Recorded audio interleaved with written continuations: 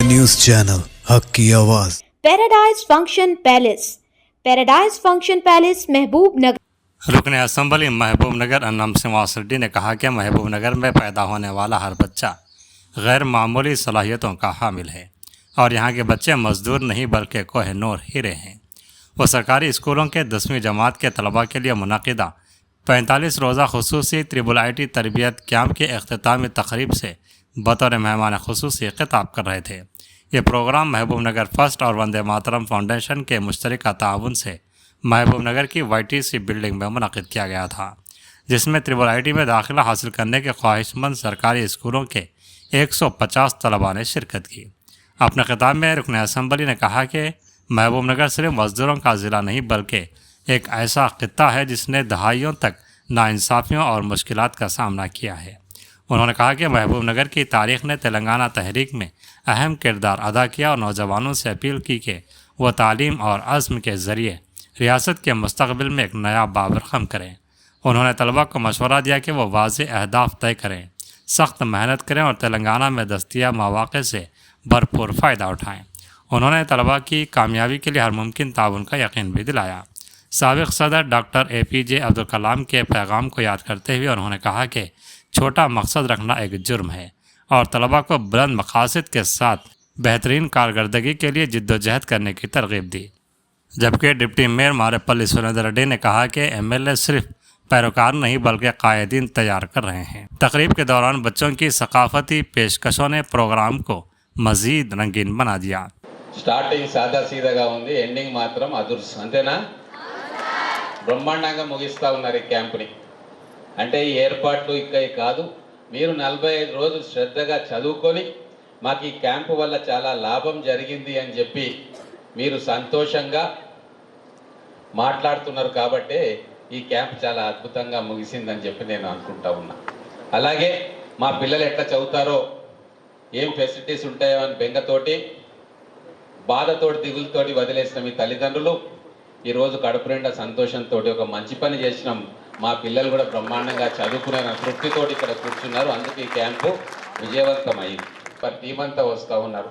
వారు మన IIIT దేన్ని చూసి మహబూబ్ నగర్ గర్వపడతా ఉందో ఆ కళాశాలలో మేము ఉండాలే, మాకు కూడా ఒక బెంచ్ మా పేరు మీద రాసి ఉంది అని చెప్పి ప్రతి విద్యార్థి కలలు కంటున్నాడో ఆ IIITకి ప్రిన్సిపల్ గారు కూడా వారు కూడా ఇక్కడ ఉన్నారు. ఒక గుర్తుంచుకునే సందర్భం, చరిత్రలో నిలిచిపోయే సందర్భం.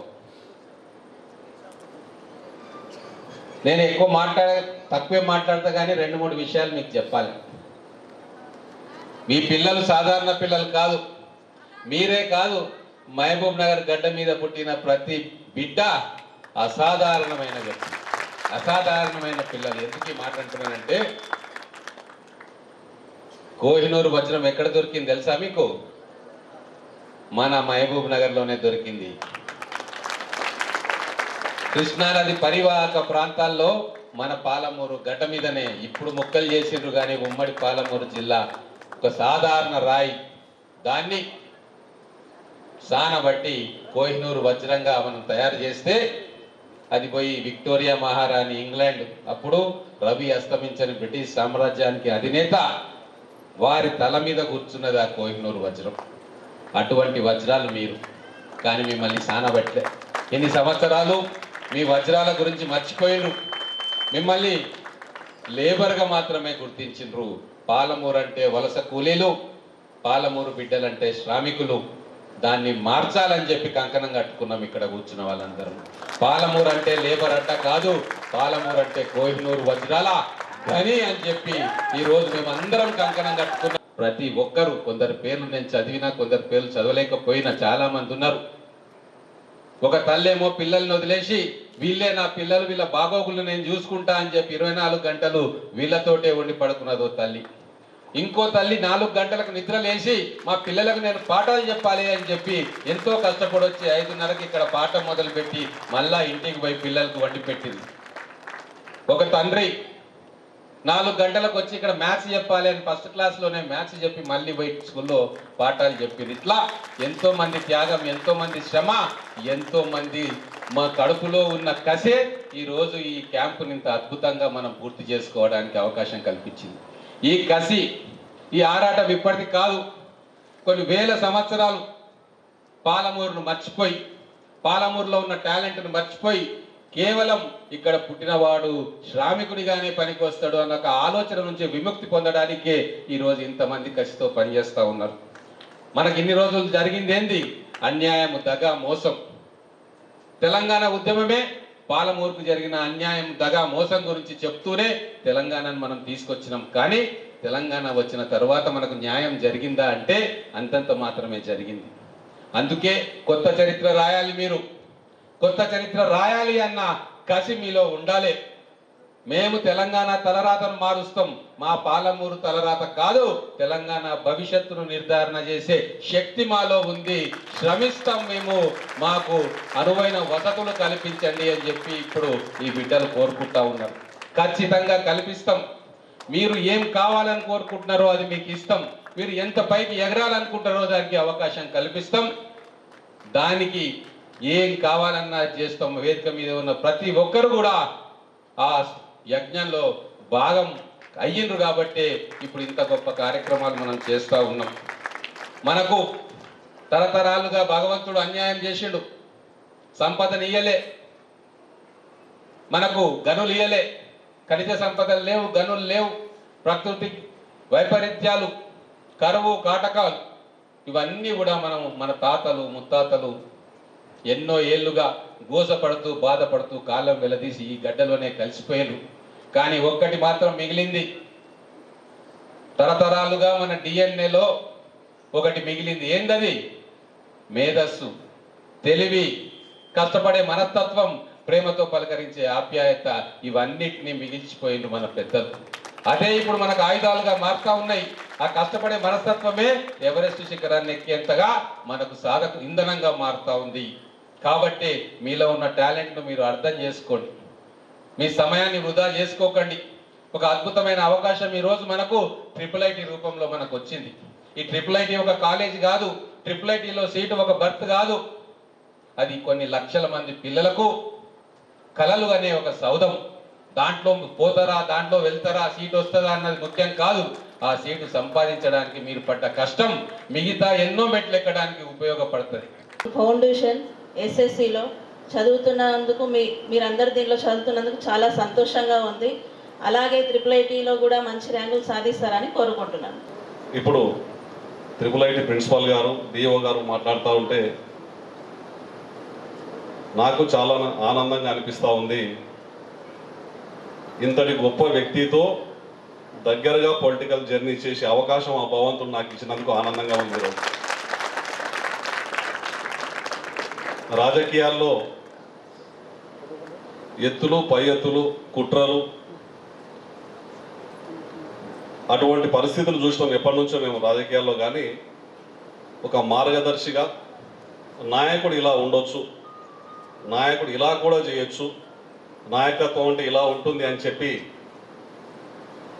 మమ్మల్ని దిశానిర్దేశం చేస్తూ, మీరు విద్యార్థినులు, సార్కు మీరు స్టూడెంట్లు అయితే మేము కూడా రాజకీయ విద్యార్థులం. మేము సార్ దగ్గర చాలా నేర్చుకుంటున్నాం. ఆదర్శంగా తీసుకొని మేము కూడా చాలా అదృష్టంగా భావిస్తూ ఉన్నాం. ఎప్పుడు చూసినా, ఏ నాయకుడు చూసినా రాజకీయాల్లో ఎలక్షన్లో కూడా ఒక ఓటు అడగాలంటే ఒక ఇంటోళ్ళు ఆడ పక్కన ఉంటే మీకు ఓటు ఉందా లేదా, ఓటర్ ఐడి లేకుంటే కూడా వాళ్ళను పలకరించే పరిస్థితి లేదు. అంటే మీరు ఆ ఏరియాలో మీకు ఓటు ఉందా లేదా, మీకు ఓటు లేదా, మీరు పక్కూరు వాళ్ళు అంటే వాళ్ళని పలకరియరు.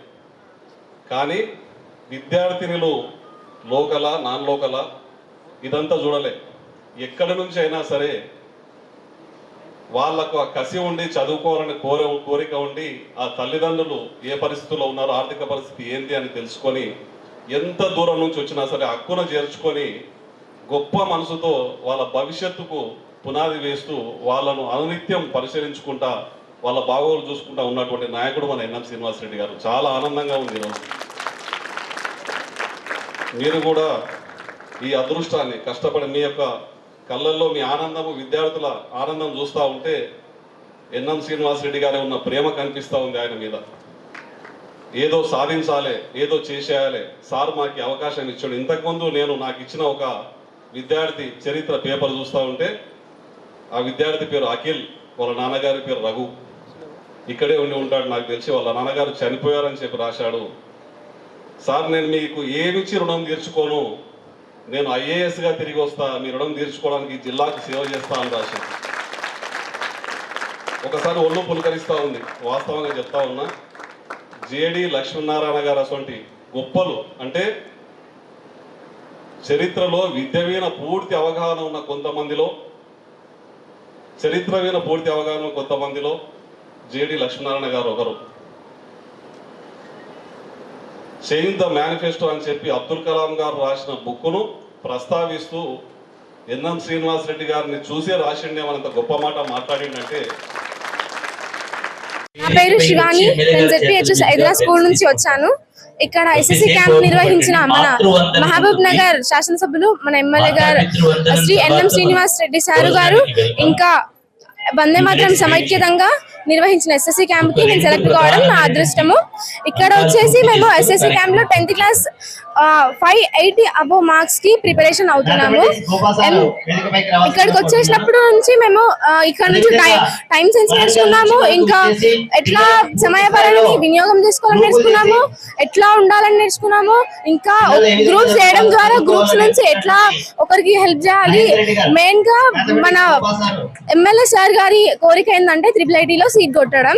ఇక్కడికి వచ్చిన 150 మెంబర్స్ లో కనీసం 100 మెంబర్స్ అన్న IIIT లో సీట్ కొడతారని ఆశిస్తూ ఈ క్యాంప్ ని ఏర్పాటు చేసినందుకు ఎమ్మెల్యే శ్రీనివాస్ రెడ్డి సార్ గారికి థ్యాంక్ యూ.